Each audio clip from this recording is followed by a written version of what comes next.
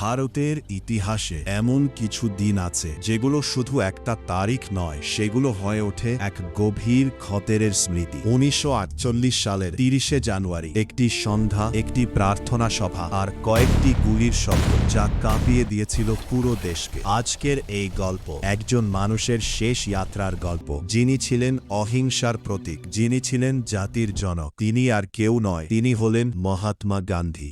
১৯৪৭ সালে ভারত স্বাধীনতা পেলেও দেশের আকাশে তখনও শান্তি আসেনি। ভারত ও পাকিস্তানের বিভাজনের ফলে হাজার হাজার মানুষ তাদের ঘরবাড়ি হারায়, লাখ লাখ মানুষ নিহত হয় সাম্প্রদায়িক দাঙ্গায়। এই সময়ে গান্ধীজি চেষ্টা করছিলেন হিন্দু ও মুসলিমদের মধ্যে শান্তি ফিরিয়ে আনতে। তিনি বিশ্বাস করতেন ধর্ম কখনো মানুষকে বিভক্ত করতে পারে না, কিন্তু সবার মধ্যে এই বিশ্বাস ছিল না। অনেকেই মনে করতেন গান্ধীজি মুসলমানদের প্রতি বেশি সহানুভূতিশীল। এই ক্ষোভই ধীরে ধীরে জন্ম দেয় এক ভয়ঙ্কর ষড়যন্ত্রে। এই ষড়যন্ত্রের কেন্দ্রে ছিলেন এক ব্যক্তি, নাথুরাম গডসে। তিনি ছিলেন এক হিন্দু জাতীয়তাবাদী, যিনি বিশ্বাস করতেন গান্ধীজির নীতি ভারতের ক্ষতি করছে। গডসে মনে করতেন গান্ধীজি পাকিস্তানকে অর্থ সাহায্য দেওয়ার পক্ষে ছিলেন, যা তার কাছে ছিল বিশ্বাসঘাতকতা। এই ভুল ধারণা ও ক্ষোভ থেকে তিনি সিদ্ধান্ত নেন গান্ধীজিকে হত্যা করবেন। সেদিন সকালটা ছিল অন্য দিনের মতোই। গান্ধীজি দিল্লির বিড়লা হাউসে ছিলেন। তিনি প্রতিদিনের মতোই প্রার্থনা, আলোচনা ও কাজ করছিলেন। তার শরীর তখন খুব দুর্বল ছিল।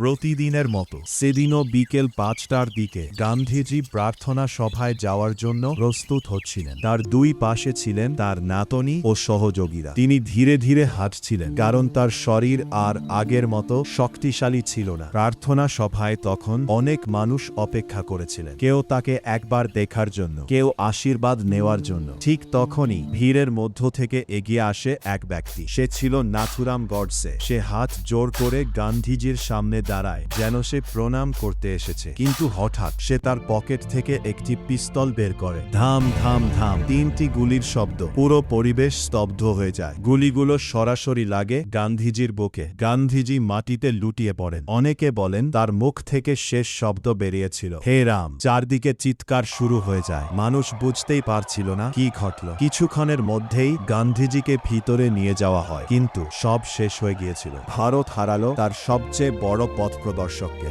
এই খবর মুহূর্তের মধ্যে ছড়িয়ে পড়ে পুরো দেশে। রেডিওতে ঘোষণা করা হয় জাতির জনক আর নেই। সারা দেশ শোকে স্তব্ধ হয়ে যায়। মানুষ রাস্তায় নেমে আসে, কেউ কাঁদছে, কেউ বিশ্বাসই করতে পারছে না। গান্ধীজির শেষ যাত্রায় লক্ষ লক্ষ মানুষ অংশগ্রহণ করে। তার দেহে নিয়ে যাওয়া হয় যমুনা নদীর তীরে। পুরো দেশ তাকে শেষ শ্রদ্ধা জানায়। মানুষ বুঝতে পারে একটা যুগের অবসান হলো। নাথুরাম গডসেকে গ্রেপ্তার করা হয় ঘটনাস্থলে। তার বিরুদ্ধে মামলা চলে। শেষে আদালত তাকে মৃত্যুদণ্ড দেয়। ১৯৪৯ সালে তাকে ফাঁসি দেওয়া হয়। গান্ধীজি মারা গিয়েছিলেন, কিন্তু তার আদর্শ কখনো মারা যায়নি। অহিংসা, সত্য, সহিষ্ণুতা, এই মূল্যবোধ আজও মানুষকে পথ দেখায়। তার মৃত্যু আমাদের শিখিয়েছে ঘৃণা কখনো সমাধান নয়। ৩০শে জানুয়ারি শুধু একটি দিন নয়, এটি একটি সমরণ একজন মানুষের, যিনি নিজের জীবন উৎসর্গ করেছিলেন মানুষের জন্য। আজও যখন আমরা বিভাজনের কথা ভাবি, তখন গান্ধীজির